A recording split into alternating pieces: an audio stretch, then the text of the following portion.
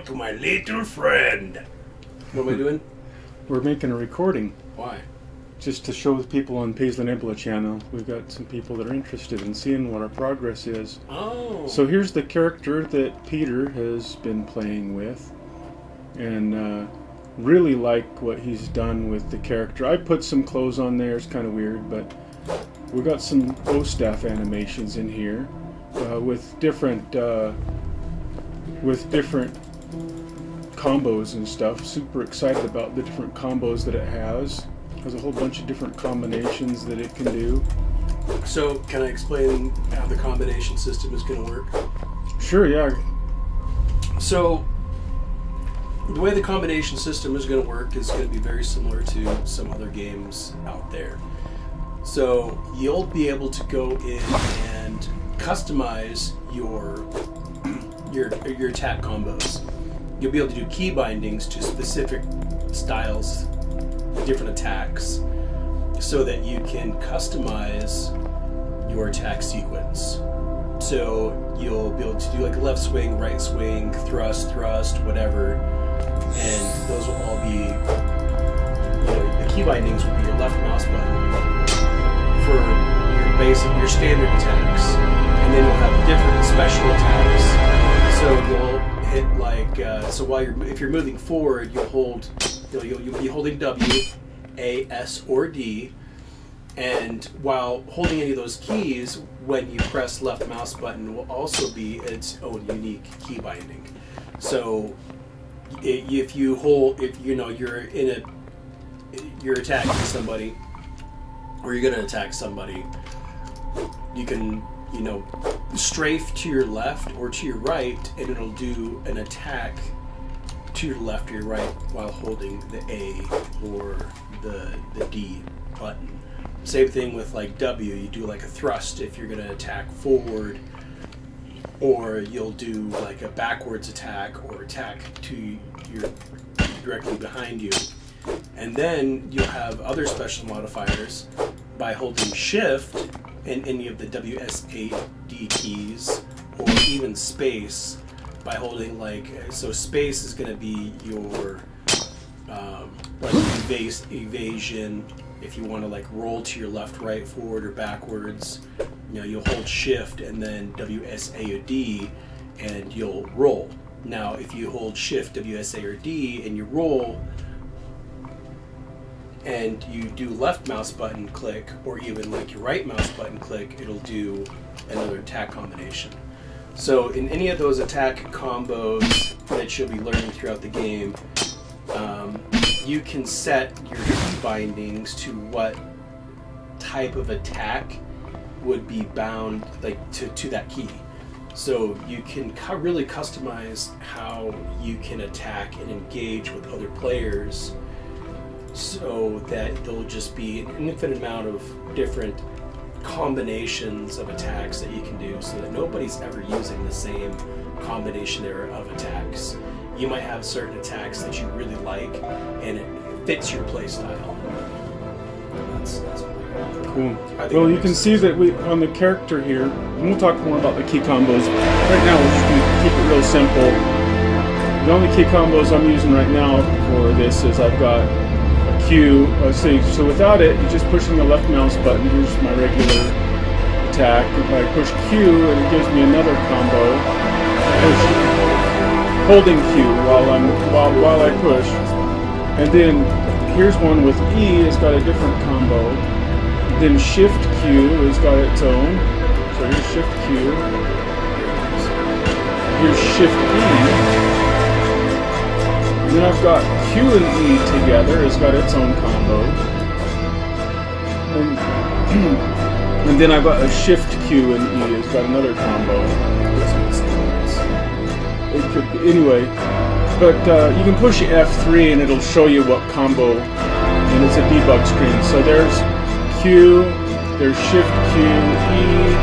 Shift E is 4. Q and E is 5. Shift Q and E is 6. So you can see on the bow staff is actually going to be a little bit better. On that, I've only got up to 3 different animations, sequences. But here's the default. and here's combo 1. And if you keep clicking, it goes through 3 different animations.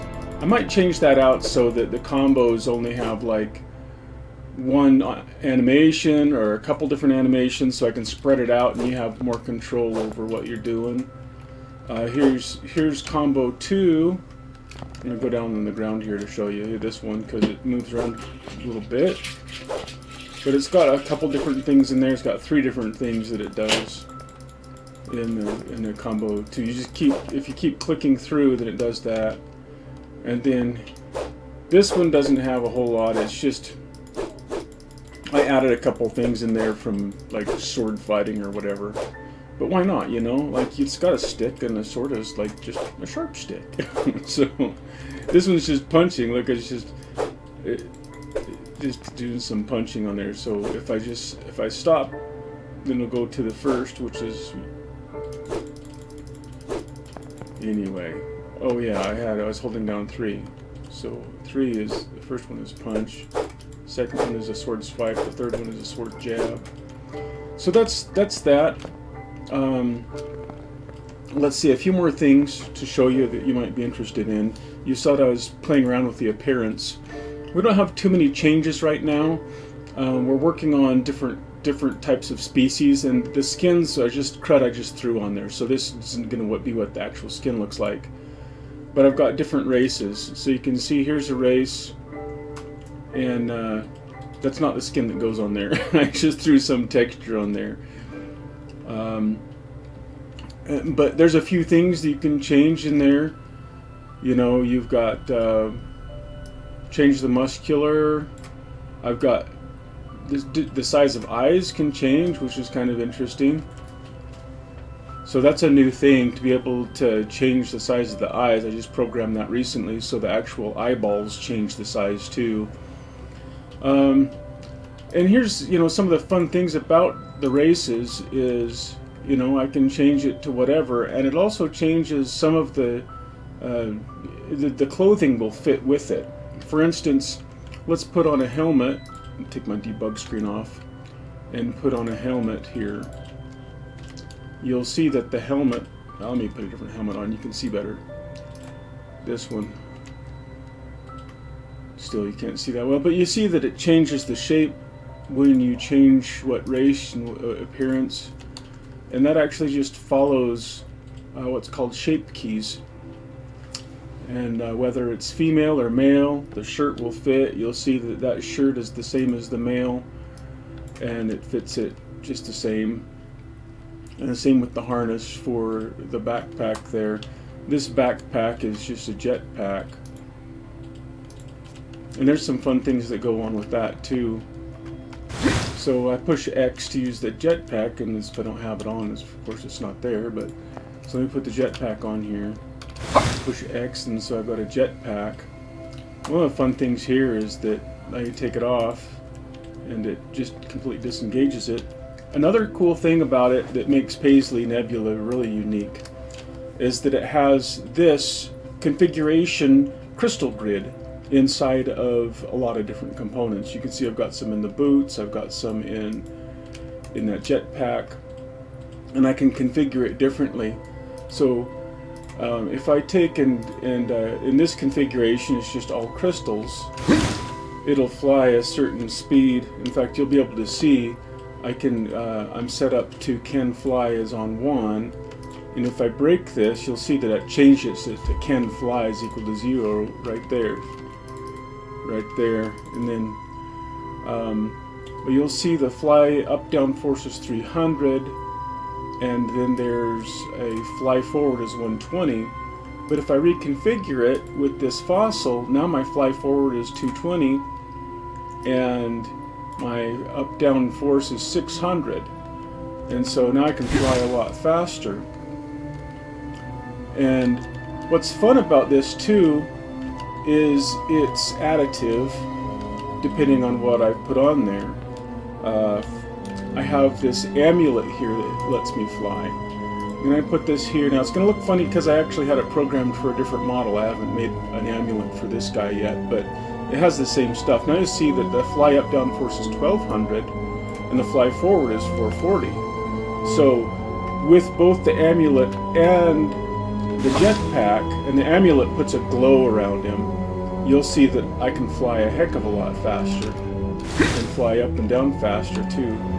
So using space and shift, I can fly around. So that is a super neat feature that I really am enjoying in this game is some of the customization. There'll be tons of customizations for let me turn off this music here. Listening to Interstellar while we're programming. That's some of the customization.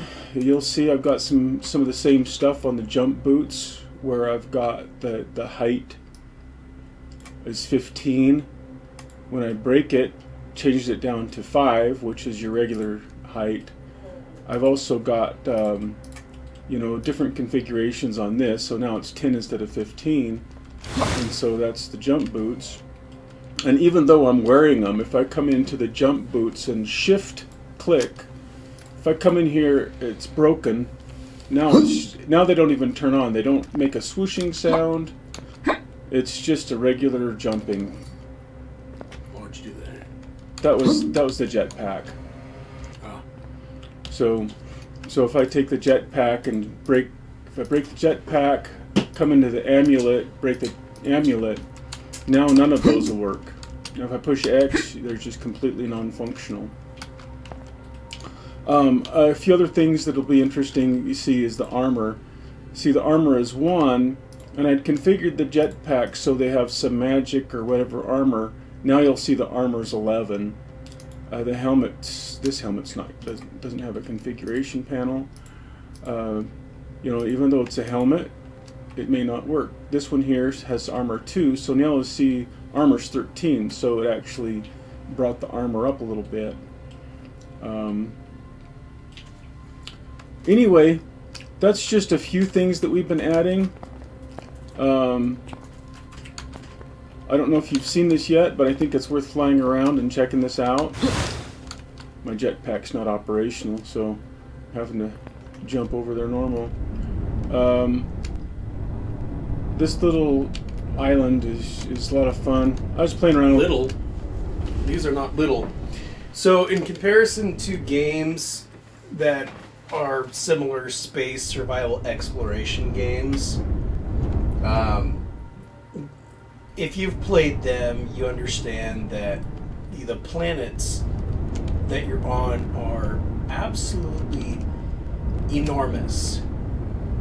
And you're lucky to maybe fly around 5% of that planet. And so it just seems like a real big waste of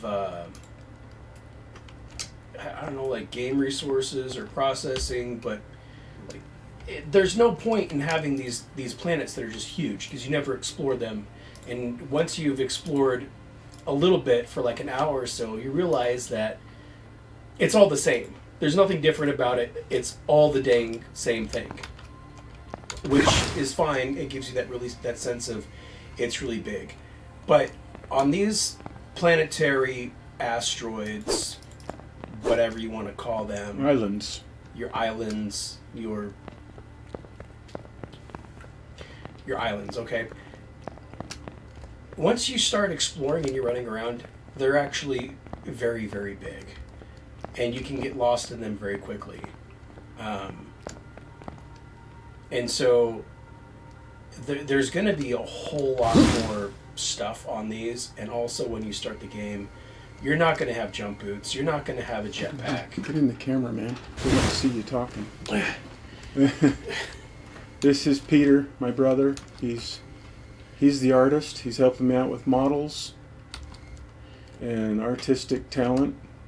I'm Jared. I'm the programmer. But, I mean, you're not going to have a spaceship for a long time. You're not going to have a jump pack for a very long time. Like, that's late game progression. That's like pretty much near the end. You've been spending probably hundreds of hours maybe even 1,000 or so hours. But playing this game over a period of months, if not a year or so, and it'll be a not a game breaking, but you'll have so much to do on these little islands, these mini planets. And there's thousands of them. 60,000. Yeah, every single dot in the sky is a different one that you can fly to. So, and like a lot of these other space survival games, there's infinite amount of planets, or there's a set amount of planets that you can explore, but really they're the same thing, and some of them you have to go to different ones to get specific materials to mine from. These little asteroids, these mini planets, these islands are going to basically have everything on them you'll ever need. It's just finding them and locating the materials and resources, and then also having through your progression, the proper equipment and tools to be able to collect the next resource. So you'll be spending a great deal of time. Your entire gaming experience will be on one of these islands. Jared here is about to fly into the inside of this planet, this asteroid. One of the goals, this will be on the starter island, is to you start with a ship that is your spawning place, and you'll be able to move the ship, and it's not functional. Your whole idea is to fix this ship, which we call the mother, because that's where you spawn. As you're a creature called a Paisley humanoid, basically. That's the basic explanation we have so far. But you evolved from a basic creature in this nebula called the Paisley, which has a biological technology. And so part of the problem is that the Paisley humanoids have evolved to the point of a dependence on these Paisley creatures. And this is a ship made from the exoskeleton of a beetle-like creature called the Paisley astermite. Not astermite, but asteroid termite, astermite. And they have special features of this biological technology that allows them to travel through space and lots of other things. They consume rocks and everything to create to gather the minerals or the ores that they process into create a metallic exoskeleton. But here's the deal: is that the Paisley humanoid has evolved to the point where they don't reproduce naturally. They rely on the reproductive system of the Paisley astermite, and that sounds the Paisley astermite, and that might sound crazy, but as they consume stones and everything inside of them, they have basically a spawning mechanism where they will spawn smaller or baby astermites, basically. But they've been modified by the humanoids to be able to spawn the humanoids too. So they've put into the system some type of a way, and so this is your spawning system. So you'll be able to move around inside of your ship and move around the whole nebula. And wherever you're at, if you end up dying, you respawn inside of your ship. Your ship can never be fully destroyed. It can be disabled, and there'll be crystals, just like there's the crystal grid inside of your guy here, inside of the different components, all of the different components and parts of your ship. Did you explain the crystal grid and what it the manifestation and all that stuff? I have in other parts, but I mean, we can't go through the whole game now. It's actually gone a lot longer than I wanted to, but so we'll post this on YouTube and post a link inside of our Discord. But you can see here I'm inside of the island now, walking around on the inside, and above there you'll see that there's like a Middle Earth. So you might. So say you've been playing the game for a while and you're like, you've explored most of the exterior. of your island, your mini planet. And then you find some cave networks that you had no idea were even there. And you realize that, you know, after going through the cave networks, the gravity is going to change once you get to a certain point. And there's going to be a whole entire different ecosystem and world inside of your world. And so Jared's standing on the what we call like the mantle or the core, which is, it's going to have these gravity crystals, which is what creates the gravity. They have a magnetic field that pulls everything, and then also like on the other part, there also is going to be like a layer of gravity crystals that will be facing different directions, creating a magnetic field that creates the gravity. So you're going to discover this inner core, this inner planet, and you realize that, dang, there's a whole lot more to this than you thought there was. Because now when Jared goes and he lands, the gravity is going to change, and so he's actually going to be standing on the inside. Now here's an interesting demonstration of the gravity. You'll see that as this ball that I shoot is affected by the gravity on the inside of here.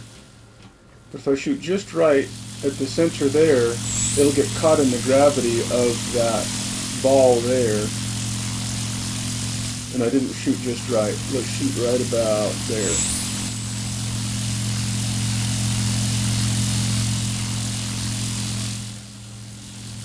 That didn't quite do it either. I'm out of ammo. Oh wait, it did get it. It got caught in that gravity over there. See that?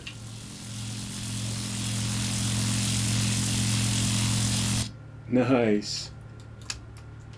That's not affected by gravity there. It's just... Oh, you know what? I have more here. I have some... Oh, here's some right here. So here's this. So I right-click on that. There's a configuration thing. That will actually break it, so it doesn't work at all. So you'll see here, it doesn't even give me my slot items because it's broken. But I can come back in my inventory, shift-click on this, put another crystal back in there. You can see I can stack some crystals in there. I needed this ammunition right here. And this is stuff I've got from rocks and stuff. Just all kinds of different things, converts it to different energy. So I shift and use my mouse to select those. And then I've got some bugs with the gravity system. I had to do a lot of changes to make this character controller work. So hold down my right mouse button and click my left one. It'll let me shoot. There you go. And if I scroll here, I've got a different things to shoot here. So it converts it to energy, and it's one of the functions. This staff here is made from parts, fossils and stuff from smaller Paisley creatures that have a similar technology, or their parts or fossils from the astromites. And so it's using some of their biological technology in the creation of my staff. Or their essence, their magic, their energy. And I have a way here of creating them. See here, I've got this is a manifestation grid. You can't see them very well, but I have sticks in here. But this is kind of like a recipe area, and it'll have recipes and stuff. But this is like a crystal grid. See, and I can pull things out of that crystal grid and use those. It should have deleted those. I have a bug somewhere. This is actually a bow staff. I already have one here. You can see that's my bow staff there that I created. So, what else is there to show? Two-handed weapons. That's kind of cool. This is a different Paisley weapon I've been screwing around with, and it's basically a sniper rifle. This one's broken. It's not functioning, so I think that I pulled some crystals out of it. Yeah, I did. So I'm going to take and now it's functional. It's got a couple different slots.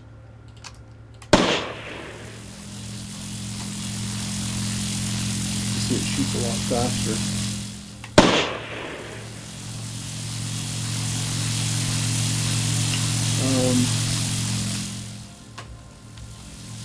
Sorry, there's a bug with my gravity system. It's kind of it's a work in progress, but it was quite interesting. Anyway, that's that's not a whole lot of explanation there, and it's just kind of we're sitting here programming and dinking around, and I just thought I'd jump on and show you some of the progress we're making. Didn't put any script together or anything like that as far as a whole lowdown of what Paisley Nebula all is about, but we'll put together some more videos and keep you informed of what's going on, and as we get ready to launch this thing this year. In some type of a form, some beta form, just enough to playable and everything, but trying to find my way out of here. This might be a way. It looks like there's sky I can see through. This water system was just something we threw in. We're going to put a way better water system in. It's got a level of detail pop on the terrain. Well, I don't know what we're going to do about that, but it's just gonna be there. Maybe we'll make it so the ships don't fly around so fast. I don't know. This is a super fast spaceship. I mean, I'm a programmer. I can have as fast a ship as I want. So, you might want to see real quick before I log off what it looks like to fly to another asteroid. I've called them asteroids from the beginning, but it's hard to call them asteroids when it's the nebula is a space that's not space, so there's going to be lots of life out in it. You'll be passing fish or birds or whales or other kind of crazy space creatures that aren't space creatures, but they're Paisley Nebula creatures that just live out here in the middle of this.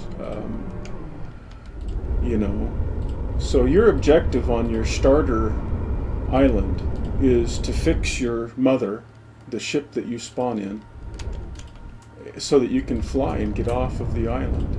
And when you get off the island, you'll have access to all the other ones. You'll see here that it's loading up the other terrain. I've got, right now I have about 10 different terrains, and but I plan on having a lot more than that, and each one having a different type of biome. So just because this is biome number 8, but I might have it so that it's like full of water, or it might be more deserty, or it might be populated with trees, or it might be super hostile, or whatever, But this one I haven't put any plants or anything. It's just bare. I've only got that one that I was dinking around with by putting some trees and rocks and water and stuff on. But you'll see in here that it's the same system where you can land pretty much anywhere in here, and the gravity is calculated inside of here. Whoops. That's one of the bugs with the level of detail thing, is it pops you up. It actually touched the ship and started it moving. So anyway, you'll see it just makes a really cool terrain in here, There's so many options with the terrain that we can do. I'm not going to tell you all the different options because I don't want to give away too much. But anyway, we're super excited about it. It's a fun playground for us. This is a good way to describe it, as a playground. Yeah, it's a place for where we can explore our artistic interests. Yeah. Mine as a programmer and Peter as an artist. Like, to touch on the whole artistic process part, since this whole Mid-Journey AI thing has come out, and Mid-Journey, if you're not familiar, is just another AI engine for making pictures and stuff. You put in a phrase and it pops out an idea. But as creators, we own the copyrights to the images so that we can use them in the game, and it's just phenomenal. It's amazing what you can generate and create in so many different variations of interesting artwork. Now, just to be fair, for instance, this pickaxe we created in we With used the AI, journey. but understand that when we created it, it took us, a good couple dozen rounds of combining different things, and so we were in control basically of what the AI was putting out to us. But it was a way for us to quickly develop some of our items. And let's see, there's another staff in here. What did I do with? Oh, this one right here. Same thing with this one here. But I still got to create the 3D model, so it's still relatively original modeling and artwork, because even I don't think that it. Where's your camera at? It's right there. He's holding this one like a gun because I haven't changed. Right. I haven't changed But the pose yet. I still This gotta one's make set the up as 3D his models. staff, and this is the way he should be holding that. But this one, it was originally a gun so that I can shoot it. Why is it? Oh, it's not on anything. So, let's see what it's the same thing. But anyway, but it does have the ability to have all the staff animations on here. But you'll see, it took us quite a bit of rounds to create this staff, and then generate, and then we put it in we put it in a blender, and Peter modeled it and everything based off of what we developed inside the AI engine. Really, really fascinating what it can do. This ball in the end is based off of an opal that I generated. I mean, if you want to see some of the opals. Well, the opal you actually. Yeah, I actually made it in real life. Sphere. In real life, a real Ethiopian opal. I made it into a sphere, and we used a picture of it to kind of give us a base. And you can see that it doesn't necessarily look like an opal, but it helped generate some of the idea for it.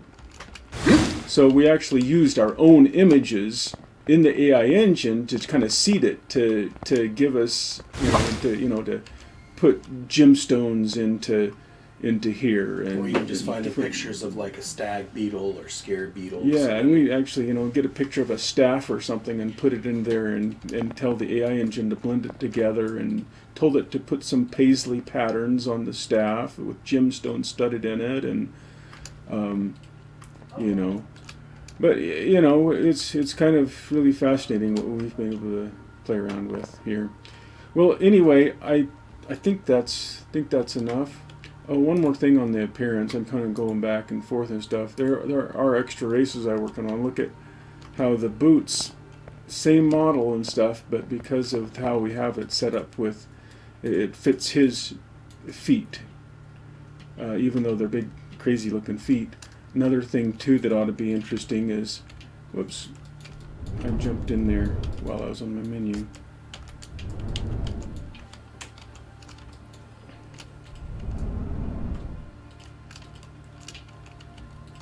Stop for a second. So on here, I can blend the different races and stuff too. So there's a blend of a couple different races.